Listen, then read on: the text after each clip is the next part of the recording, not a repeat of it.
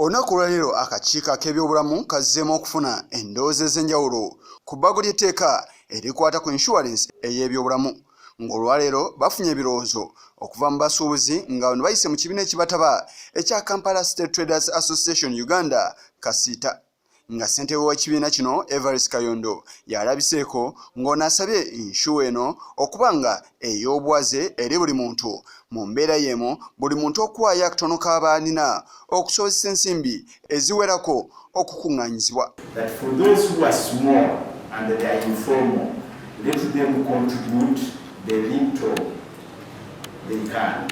Now those who are big, again they will contribute a little bit higher. But finally, all of us should be beneficiaries. Not one child, not one wife. If I have 10 wives, fine, let them all access, because if all the wives are earning, they are also contributing.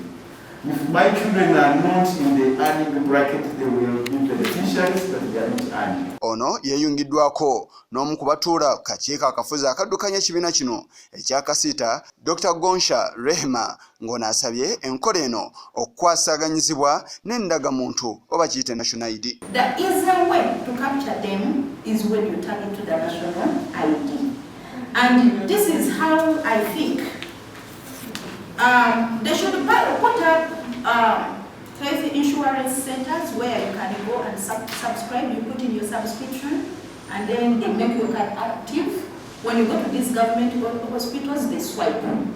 That means even the vulnerables will be excluded in their card. When they swipe, they will just get a gate pass. Wabula Kayondo Evarist yennyamidde olw'obuli bw'enguzi obukutte wansi ne waggulu era nga kino kyandikose enkola eno. Somebody might be out there waiting for the funds and then giving accountability, and we shall end up with a non-functioning fund. And that is where the problem is. So until we have fought for corruption at all levels, all of these nice sounding programs might end up in futility and we don't get value for money. Ssentebe w'akakiiko kano Michael Bukenya awamu n'abamu ku bakiise nabo boogedde ku birowoozo ebiweereddwayo KACITA.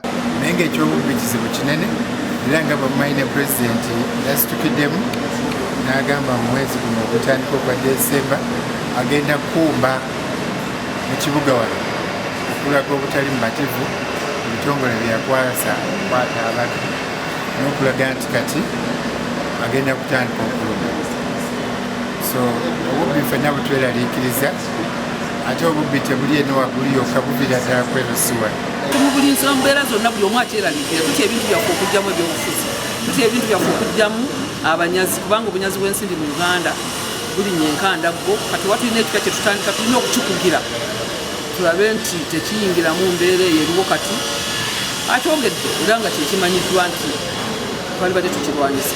Kenya ayogedde ku birowoozo ebireeteddwa abantu abatali bamu mu kaseera kano. Ate tutwale ne baganda baffe palamenti tuteese tulabe ki ekivaamu okusobola okuyamba Bannayuganda.